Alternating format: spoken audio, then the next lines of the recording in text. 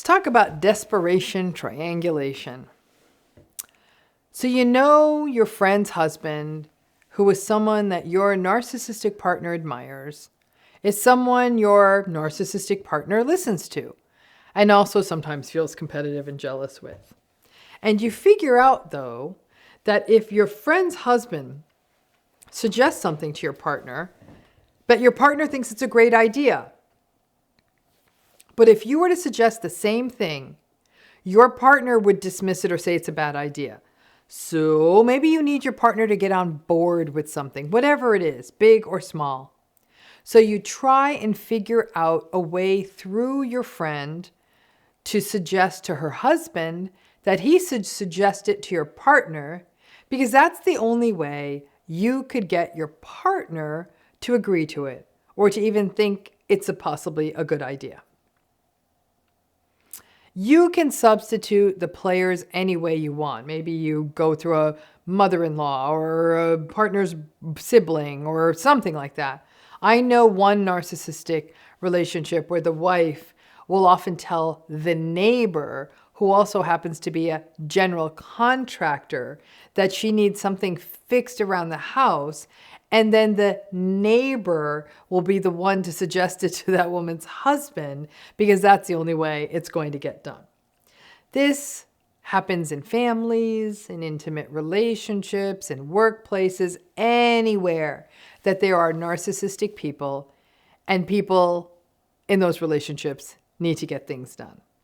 I call this the desperation triangulation because it's actually not healthy. It is still triangulation, but it is a byproduct of desperation, needing usually to get something done or agreed to. So for example, you cannot do the thing without the buy-in or the agreement or the signature of the narcissistic person. But the narcissistic person in your life is so dismissive, and literally as soon as words start coming out of your mouth, they're just dismissive of them.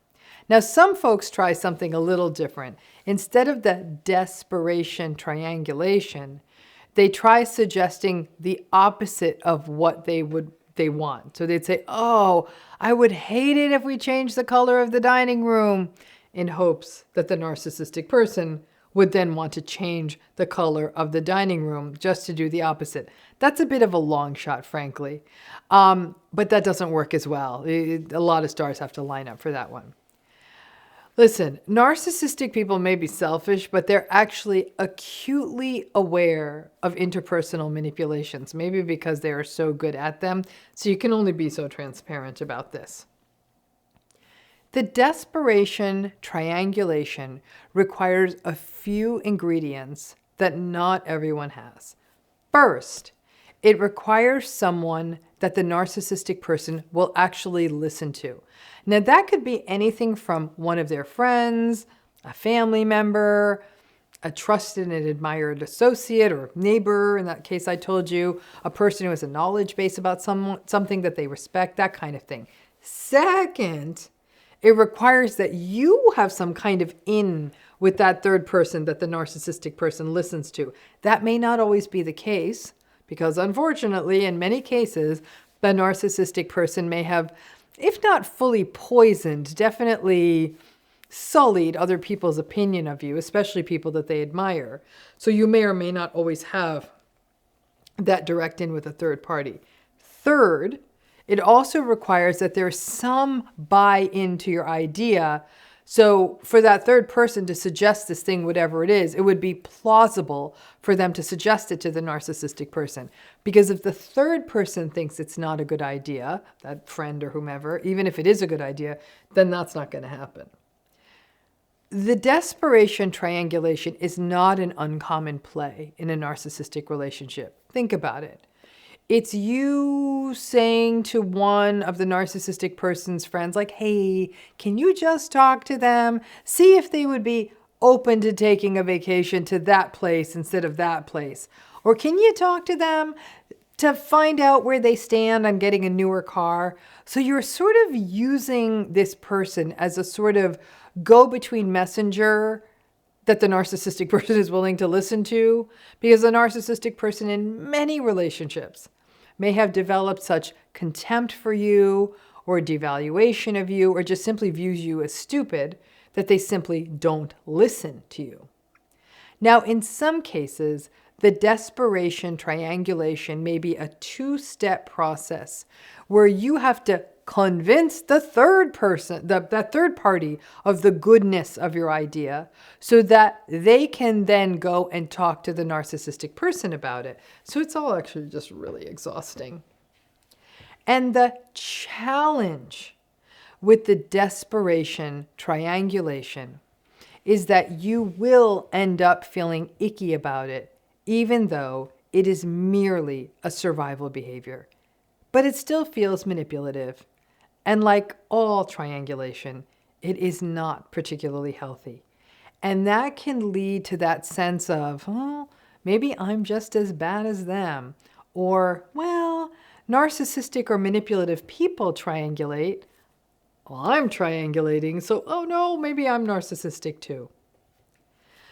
Once upon a time, when I was teaching basic introductory psychology, like human behavior 101 stuff to undergraduates, I asked my students, would you steal?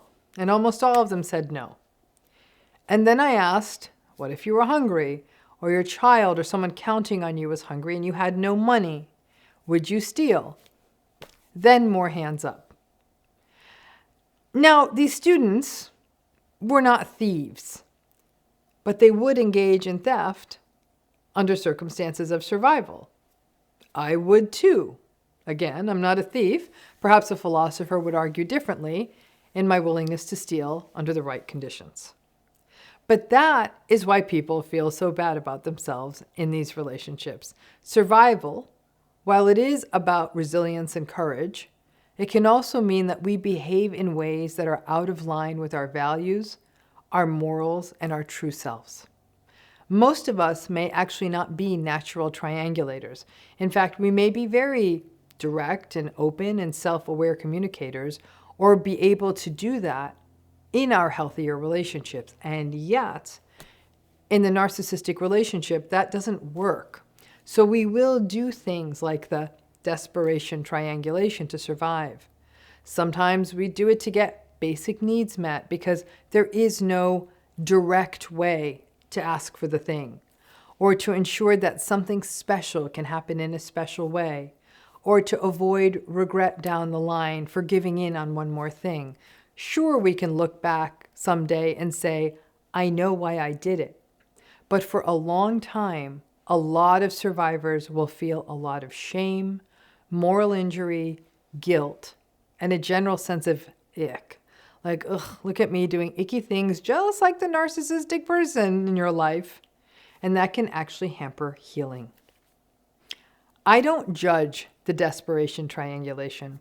Survival is not easy, especially when most people around you don't understand it. Listen, far more people would forgive you for stealing food if you were starving than for pulling out some manipulative tricks to get a new appliance because the one you have is about to burn the house down, and the narcissistic person won't cooperate around replacing it.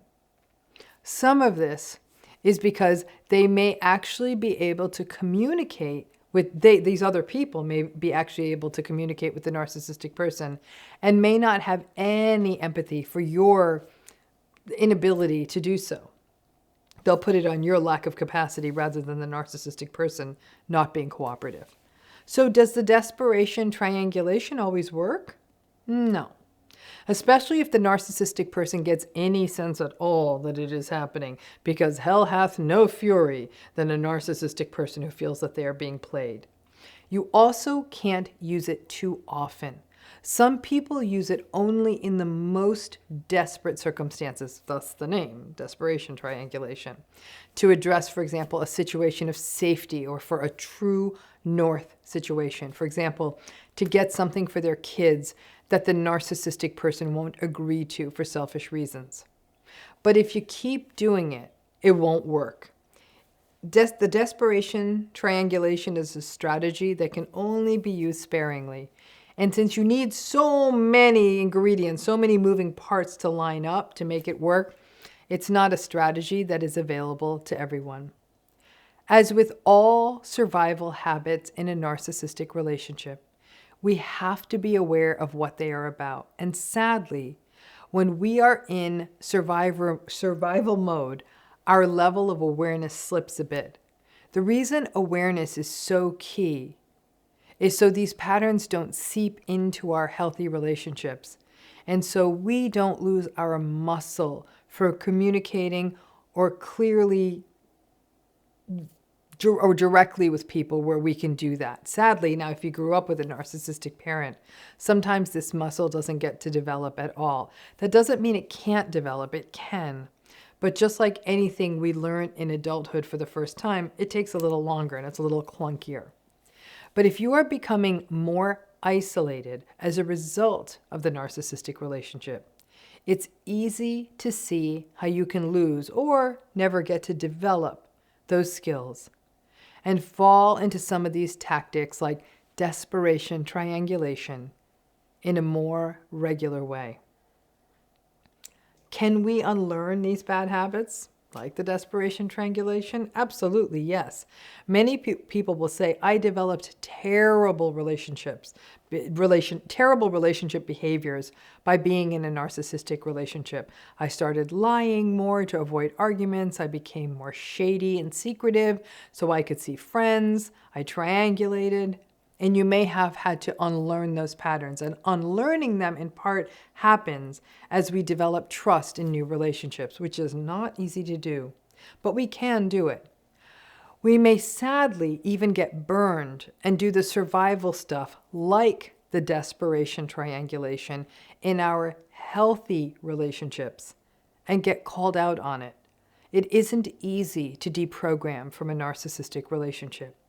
But with time, it happens, and it requires self-compassion, viewing it contextually, building healthy social networks, slowly building trust in ourselves and others, and learning how to ask for what we need.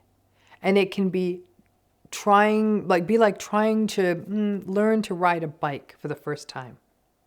There are lots of desperation behaviors we can fall into to survive within a narcissistic relationship, and triangulation is one of them.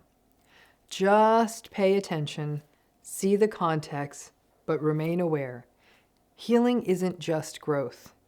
It's putting down the unhealthy stuff that we needed to take on to navigate and survive these relationships and situations.